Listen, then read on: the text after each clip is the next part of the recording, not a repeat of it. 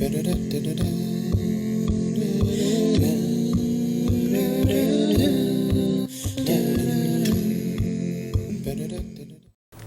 and welcome again to our class. We've been working on a class entitled The Letters Paul Didn't Write. And so we've been talking about letters in our New Testament that the Apostle Paul did not author. Letters like 1st and 2nd and 3rd John, 1st and 2nd Peter, Jude, James, and now we're in the book of Hebrews. And we're about to finish the book of Hebrews. We've got just 2 chapters to go in our lesson series. And so today we are on Hebrews chapter 12. We got through the chapter 11, the Hall of Faith, and talked about how the author of Hebrews commented on the faith of those who had come before. And then he starts off in chapter 12 talking about this great cloud of witnesses, and we're going to get to that in just a moment. It's a great image, a great mental image that I think he was giving his audience and that he can give us as we face difficulties in our lives as well. The audience of Hebrews is a struggling audience. They're dealing with persecution. They're dealing with particularly persecution from fellow Jewish people. The audience is Jewish folks, people who grew up in Judaism, who converted to Christianity. And at this point in time, at the point in time that the letter's written, again, we don't know who wrote it, they're being pressured to join back with the Jews, to leave Christianity and go with the Jews, or to hide their Christian beliefs and act like they're Jewish people in order to kind of fit in with their culture. And the author's saying, don't do that. That's a mistake. And Jesus is a better mediator. The covenant he brings is better. His blood is better. His sacrifice is better. The rewards of following him are better. And the consequences of rejecting him are great. Don't leave Jesus. And so he's talking about that all throughout this book, and we're going to continue studying that a little bit today.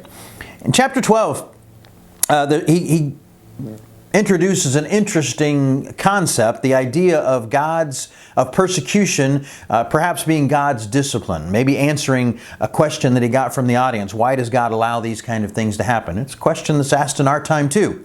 Why does God allow some things to happen?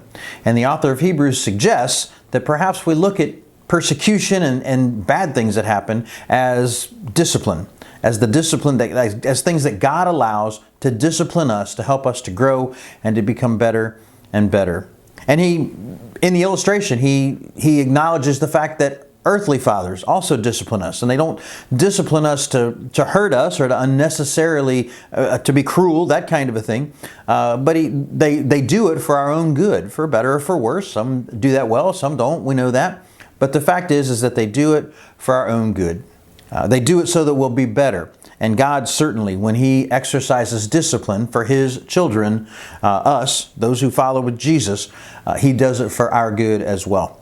And so I remember a time when just out of college, and I was looking for a vehicle. I'd been driving my dad's car, and he says, you can either drive that car, and it wasn't a great car, or you can buy a car and I'll help you. I'll give you the money for the down payment, and I'll sign on the loan. I'll co-sign your loan. And I said, all right, I think I'd like to get another car. So I went to a car lot. I wanted to do it by myself. Didn't need the help that Dad wanted to offer. So I said, I'll do it by myself. And I went to a car lot. It wasn't a great car lot. Wasn't a reputable one, which I've hence learned. You want to try to find some reputable car lots. And I picked out a little Pontiac Sunbird that I thought at that point in time was just real nice. It looked nice. Had a friend that had a Pontiac Sunbird, and it was a nice car. So I thought, well, this is just what I want. So I went to get my dad, and he brought him back to look at this car that I'd already told the dealer that I was gonna buy. And Dad looked at the car, and he didn't look pleased. He didn't like the car. Didn't think it had a great chance of being a long-lasting car. And he warned me and said, "Listen, I don't know that this is the car you want to buy. And if you buy it, I think you've agreed to pay too much for it. I think we need to try to talk the dealer down a little bit." And I said, "Dad, don't ruin this for me. I've already made this deal, and this is the car I want, and this is the car I'm going to get." And I remember at that point in time, he just kind of shook his head and said, all right, that's what you want. So we went in, signed the papers, and I drove the car off the lot. From the day I drove that car off the lot until the day some guy high on drugs made a wide turn and wiped it out, that car never had a day when it wasn't giving me problems. It was the day I drove it off of the lot, the air conditioning wasn't working. And there were multiple problems with that car. Every day I drove it, it was a pain it was a pain to drive, and there was pain in the engine, there was pain in the brakes, there was pain in the, I mean, it was just, things were always wrong with that car. And so I was actually, when I was hit and I looked at the damage that was done, and I knew Lenore was in the car with me at the time, we were both okay. I looked at the damage and I thought, well, good, because it looked like it was probably going to total the car, and I was going to be able to finally get something that was going to be a workable car for me. And it was a mistake that I made, and I looked back and I remember the look on my dad's face as I said, "Don't ruin this for me. This is the one I want." And I know in his head he was thinking, "Now he's wrong on this one, but I'm going to let him be wrong on this one." And I know as a dad with adult kids as they grow up, that sometimes you have to look at choices they make and say, they're wrong on this one, but I'm going to have to let them be wrong. And let them learn from the poor choices that they make. And I've learned I've learned a lot from poor choices that I've made. Some of you I know are probably smiling right now because you've had the same experience. That you've had times in your life when your parents said, I don't think that's the right thing to do. And you're like, hey, don't ruin this for me. I'm going to do it this way. And it turned out to be a poor decision, just like they said. And you've had to learn things in that school that some of us had to go to, that school of hard knocks, to be able to learn the lessons that we learn now. Well, in Hebrews, it's obvious that God allows us to learn those lessons too. That He allows things to happen to us sometimes to teach us lessons, not necessarily to punish us for things we've gone wrong. And I think this passage sometimes is interpreted that way, but allows things to happen because, well, precious metals are refined by fire. And sometimes when difficulty surrounds us, sometimes when difficult things happen to us, it doesn't necessarily mean that we've deserved it or that God sent them to us because we deserved it. But God allows them to happen because it refines us. It helps us to be better. It helps us to grow in our faith and in our relationship with Him. And I think that's really what the Hebrews author is saying here. That sometimes discipline happens, things happen that aren't good, and it's God's discipline. In other words, saying He's allowing it to happen to improve us, to help us to be better. And I think that's what the Hebrews writer is encouraging his audience with. They're going through some difficult times, some persecution that's happening. Maybe some of them are saying, why is God allowing this to happen to us? And the author here is saying, just watch. God's doing some cool things through this. You're going to learn some things through this that are going to make you stronger and better. So hang in there. Starting in chapter 12 then, as we begin our study of this chapter, one of the great verses in chapter 12, we've talked about several memory-worthy verses, and you've probably memorized verses 1 and 2, or at least part of verse 2 in this chapter, as he starts out by saying, therefore, and again, looking back at the book of Hebrews, at the chapter 11 in the book of Hebrews, of talking about the hall of faith, we've sometimes called it, mentioning the Bible characters, the Old Testament Bible characters who had difficult things happen, but they persevered through faith, and their faith grew through them. And he's saying that those people are all back there watching us. Therefore, since we are surrounded by such a great cloud of witnesses. Man, think of that metaphor. And he'll go on to talk about races and running the race. He's kind of bringing in the metaphor, the image of some of the Colosseums that existed at that time for the purpose of watching competitions, whether it be the chariot races or foot races or whatever it was. They were into sports just like we are. They enjoyed their athletic competitions, and the races were some of the things that they really enjoyed. And as the Hebrew writer is talking about this great cloud of witnesses, they're seeing in their minds the Colosseum filled with people, much like we might see a football stadium or a basketball stadium, whatever it is, basketball arena, filled with people cheering on those who are playing or performing below.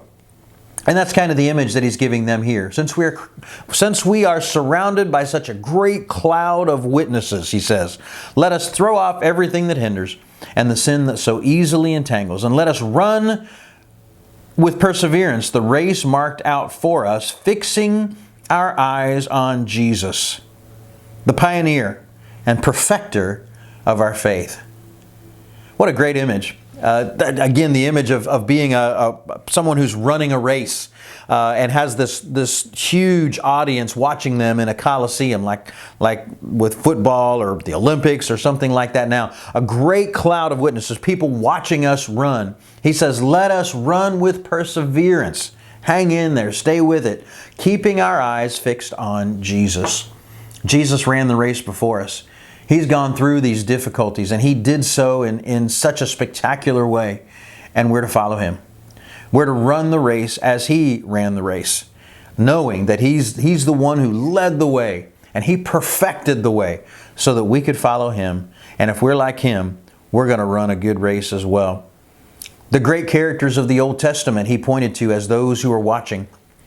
I sometimes, when I talk about this passage, say, hey, it puts me in mind of those who have lived lives before us. Our moms and dads and grandparents and that kind of thing, who are great Christian people, who lived their lives before us and who serve and who did very, very well, who are great people of faith, people that we lean on and know about. And they are people who fill our lives with wonder, fill our lives with encouragement and support. And because of them, we can think of them as one of that great cloud of witnesses. We can think of them as someone who has gone before us. And as they've gone before us, they're now in that great cloud. They're watching us as we run our race. And they're helping us to encourage us to run the race as Jesus did. And that's what the author is encouraging them to do too. This race has been marked out clearly for us. The Jesus and His apostles and their teachings has marked out the race for us. And we need to run with perseverance, not giving up, but keeping our eyes fixed on Jesus. Don't let the temptation sidetrack us. Don't let persecution sidetrack us or turn us away or distract us. Keeping our eyes fixed on Jesus, the one who led the way. We're going to continue running this race and continue moving forward in the direction that He set out for us. It's a great metaphor for folks who are struggling with staying connected to their faith and staying connected to Jesus. He's saying, listen, I know it's tempting, I know it's difficult, but hang in there. Persecution may come, difficult times may come, temptations may come, but stay focused on Jesus. Keep focused on what He wants us to do, who He wants us to be, and live our lives the way He wants us to live it. And it's really important that we do that. He says that Jesus endured the persecution even when it came to the cross. It says that in verse 3, consider Him who endured such opposition from sinners so that you will not grow weary and lose heart. In verse 2 it says, who for the joy set before Him endured the cross, scorning its shame, and sat down at the right hand of the throne of God. Jesus endured persecution. They're getting persecution. We get persecution sometimes. But remember that Jesus went all the way to the cross.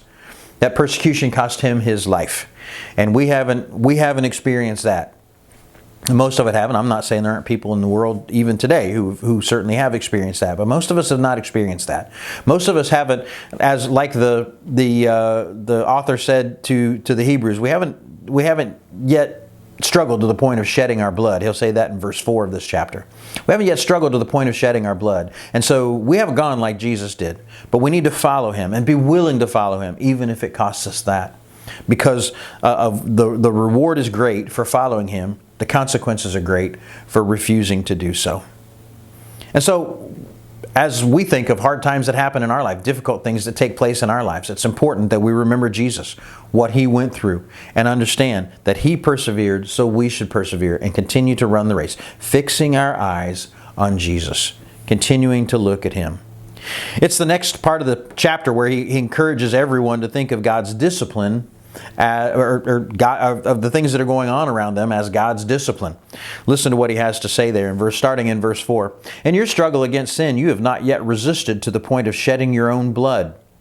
And you've completely forgotten this word of encouragement that addresses you as a father addresses his son. It says, my son, do not make light of the Lord's discipline.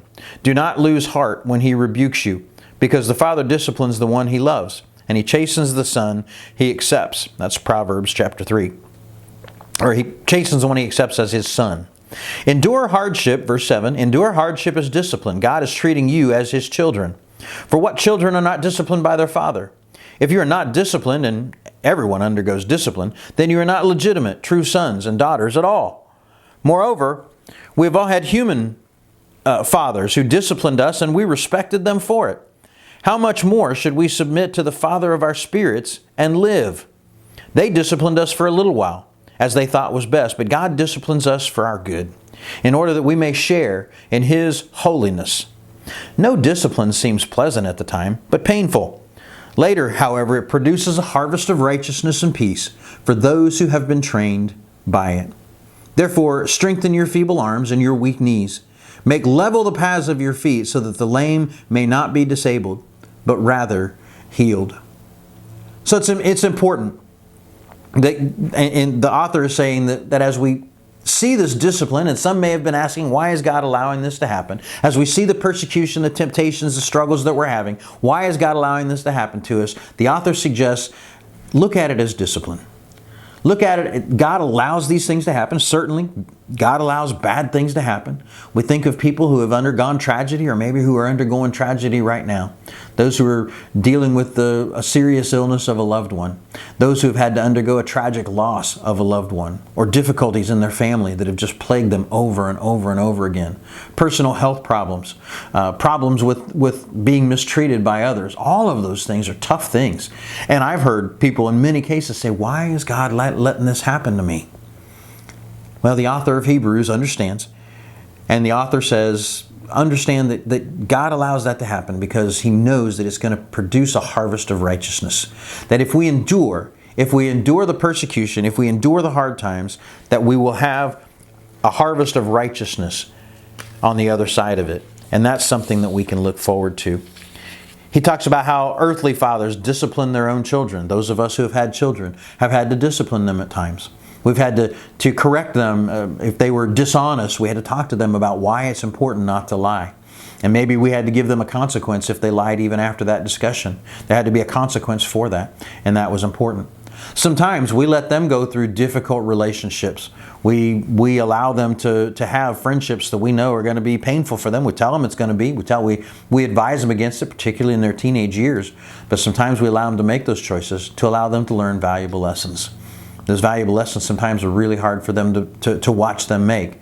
But when they make them, and when they understand that they've done something that wasn't good for them, it teaches them to go in a different direction. He says no discipline is painful, but it's uncomfortable. And yet it will yield a harvest of righteousness. In verses 12 and 13, he seems to be saying, you need to take courage. Strengthen your feeble arms and your weak knees. Understand that even though these things are scary, unnerving, and difficult, take courage. God is with you, and he will continue to be with you. You lead the way so that those who are weak coming behind you, the lame that he refers to, those who are weak and coming behind you can see your strength, and that as you've moved forward with strength through difficult times, the way will be made a little more pleasing for them. And so it's important that we realize that.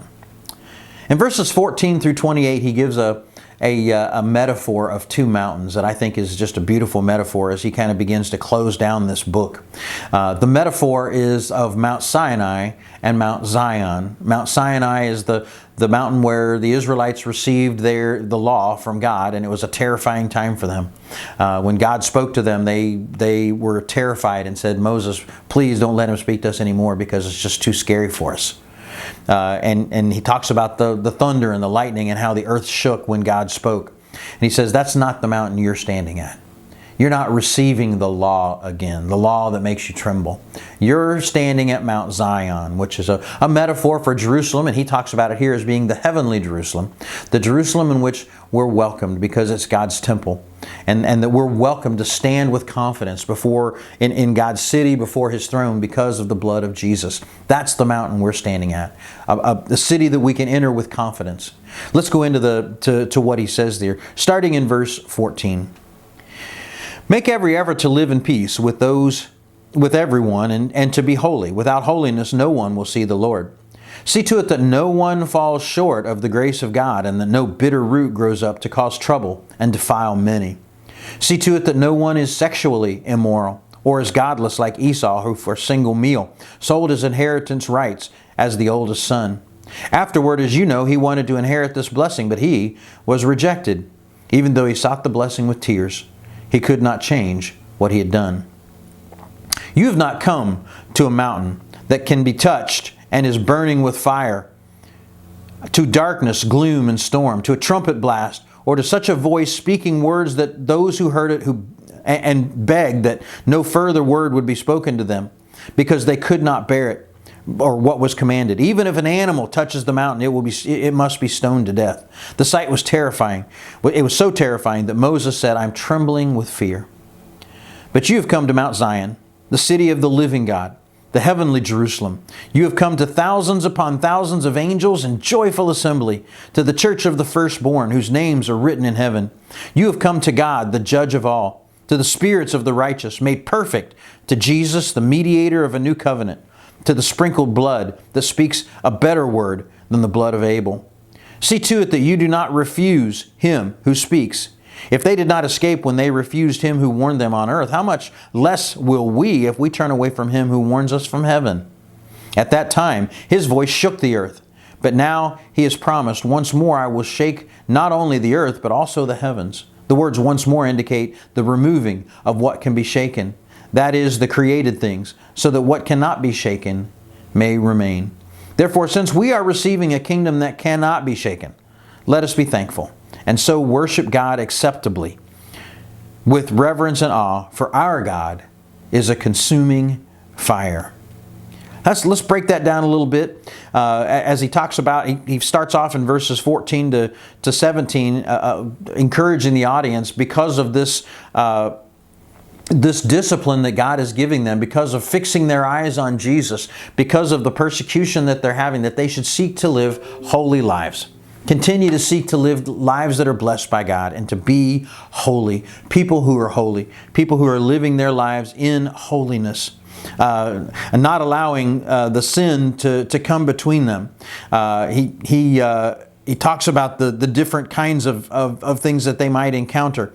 For instance, he talks about the living lives of peace and holiness, giving grace to others. That passage, the verse there where he says, see to it that no one falls short of God's grace. Not saying that they might fall short of God's grace, but that they should give grace as God has given it. They shouldn't fall short of giving grace to others as God has given it to them. It's an easy verse to kind of misinterpret. He says, and in doing so, don't let any bitterness grow. There shouldn't be any sexual immorality among them. So in living this time and enduring this persecution, they should continue to live lives that are holy and to be the best version of themselves that they can be, keeping their eyes fixed on Jesus. Choices have consequences, and we've got to be sure that we continue to make right choices. Continue to be the best that we can possibly be. We're going to make mistakes, no doubt about it. But we want to continue to be the best that we can be, to give grace to others, to live our lives as pure as we can possibly live it, to please God and to be like Jesus in what He's done. And then he comes to that two mountains. One mountain is Mount Sinai, and again the mountain that he describes there in verses 18 through 21, that the time was terrifying. It was a difficult ordeal for the Israelites, and they were afraid because of the God that lived on this mountain. And it was like, don't touch anything. You better be careful that what you do is exactly the right thing, or there's going to be some serious consequences for it. He says now there's a new mountain, and he invokes the blood of Jesus in this new mountain. Because of what Jesus done, there's a new mountain. We've come to Mount Zion, this heavenly city, heavenly Jerusalem, and God welcomes us there. Back in verse 3 or chapter 3, when he talks about that we stand with confidence before the throne of God. We approach the throne of grace with confidence, and he encourages us to do that here. As we approach the city of Zion, or the Mount of Zion, we can do so with confidence, not fear. We're not going to have that smoke and fire and terrifying voice anymore. God welcomes us because of the blood of Jesus, because of the fact that it's purified us from our sins and it's made us right in His sight. He refers in verse 22 and through 24 about the fact that Jesus, the king in this city is that the city of Zion is a better city. It gives a better sacrifice. There's a better covenant, a better mediator, and a better word in this city. That everything is better than what they received on Mount Sinai. And it's because of Jesus and what He was willing to do, what God did for us in Jesus. At that point in time, and again, when he talks about this voice that shook the earth, he's referring back to Mount Sinai, to what happened at Mount Sinai. And in verse 26, it talks about how God's voice shook the earth, in referring to Mount Sinai. And then he quotes a passage in Haggai, chapter 2 and verse 6, "Once more I will shake the earth. Once more my voice will shake the earth." And in that passage in Haggai, he's talking about the fact that God, He shook the earth when the exiles left Jerusalem, and Jerusalem was destroyed by the Babylonians. But once more He's going to shake the earth, and He's talking about a time when the exiles will return. But when He shakes the earth again, He talks about the fact that the things shaken, so kind of imagine an earthquake, the things shaken will be destroyed, and only those things that remain are what's important. And He makes it clear that what will remain when God shakes the earth again will be His kingdom. God's kingdom, a spiritual kingdom, will remain when the earth is destroyed, because it's a kingdom that will not be shaken. In verse 27, he says that His kingdom, this kingdom, cannot be shaken. That's verse 28. And so He's encouraging the audience, they want to be a part of a kingdom that can't be shaken, not of things that can be. Referring again to Mount Sinai and what they had back then, that was shaken. That was shaken and it was destroyed by the Babylonians. The people know that. And so because it was destroyed, now there's a new kingdom. And this kingdom cannot be shaken, but you've got to be a part of that kingdom. At the end of the passage, this chapter ends in a foreboding way. "Since we are receiving a kingdom that cannot be shaken, let us be thankful and so worship God acceptably with reverence and awe, for our God is a consuming fire." You know, I've heard those verses. It's a quote from Deuteronomy chapter 4 and verse 24. Again, kind of referencing the God of Mount Sinai, that terrifying, scary scene that they had at that point in time. And a lot of times I've seen modern day preachers use that as a proof text that you've got to do everything exactly right. And if you don't do everything exactly right, then God is a consuming fire, that He's going to get you. But that's not what the author's talking about here. He's talking about the audience turning back to Judaism. That you want to make sure you're at Mount Zion, not Mount Sinai. Mount Sinai is where the fire is. You want to be sure you're at Mount Zion. Mount Sinai is returning to Judaism for the audience here. Mount Zion is staying with Christianity and continuing in Christian faith. And it's what he's encouraging us to do as well. That we need to keep our eyes fixed on Jesus, the author and perfecter of our faith. He's the one that justifies us. He's the one that makes us right. He's the better sacrifice. And as we join Him and keep our eyes fixed on Him, we'll become better and better. We'll become people who are holy and righteous because we live our lives to follow Him. There's not a pattern, a biblical pattern that you can see, and I hope you don't let people tell you that you can find and do everything right, check all the boxes so that you're just right. It's Jesus that has made us right, and we need to keep our eyes fixed on Him. Keep our eyes fixed on Jesus. Follow Him and continue to follow Him. Continue to run that race that's been laid out for us, so that when we finish that race, we'll finish what He's asked us to finish. We'll do what He's asked us to do. We need to live the life that Jesus calls us to live, and encourage others to do so as well. When we do that, we're disciples of Jesus who help make disciples of Jesus, who help people to become more like Him and to do things as He did. Well, that brings chapter 12 to a close, and I thank you for joining me in this lesson. I hope you join me the next time as we open up chapter 13 and as we finish the book of Hebrews and look at what that has to say and apply that to our lives. I thank you for joining me today, and bye-bye.